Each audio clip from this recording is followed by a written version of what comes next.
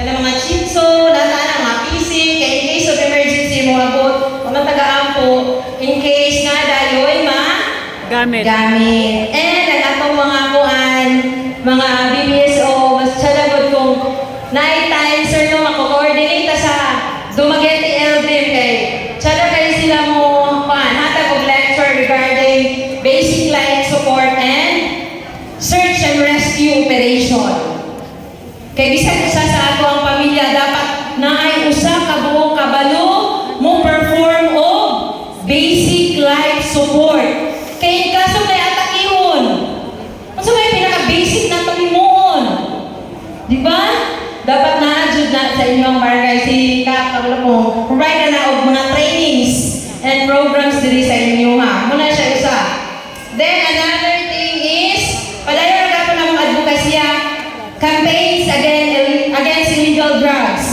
So maninaot mi na ang kapulisan dili na mo na mahimo kung kami-kami ra. With your cooperation and coordination, muna among gipangayo diha ninyo.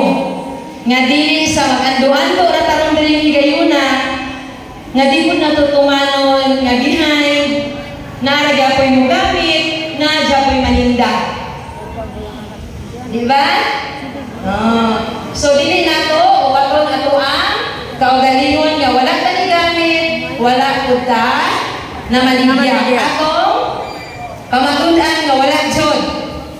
Yes. Okay.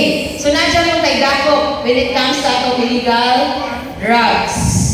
And another thing is ang ato ang theft and robbery sa inyong area. For October, November. 1 month na ko din kag-stay na-obserbaran ako din sa inyo nga ang pinaka-common is kawat.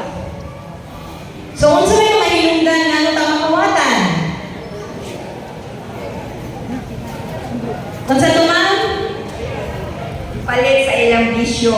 Oh, na-bisyo kaya po lagi. Padulong lagi ako sa baligya, ma'am, no? Okay. Kawatan ta kay because makita sa kawatan nga gihatagan nato sila oportunidad na makatawa. Yeah. Di ba? Kay mismo kita, nakabantay ta, na sa atong palibot, na ay mga katingalang tao, wala ta ni-report, wala ta ng pakabana, gided man na nato. Kunya, wala ko kabalo nga, ako kasi tuyong-tuyong dress inyo ha, usa na tos ga surveillance para kawat. Di ba? Hindi tagaan sila, oportunidad. And ang mga punggi, paimanuan kayo, ang sokmed, kung ano mga kayo nato, no? Kana mo na Quandos platform, ang punggi ko nga kung manglakaw mo, manglakaw, kana yung mga exposure sa inyong kwarta, kana kita diba? Kaya man i-post-post, mga tubig bagyo, mga inana ba? Beware po na ha. Kay, ang mga kawatan high-tech mangkod sila, katanaw man po na sila songmed nga asa to, asa nila madapit makawatan ng mga tao nga sige post sa ilang jewelries, ilang kwarta, mabalindaghana. Diba?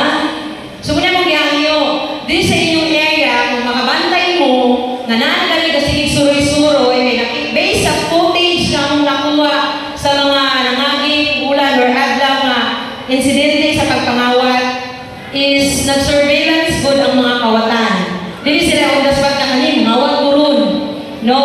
Na sila ay time, kanus amo, sulod, kanus ay ningaw. Kaya mga tao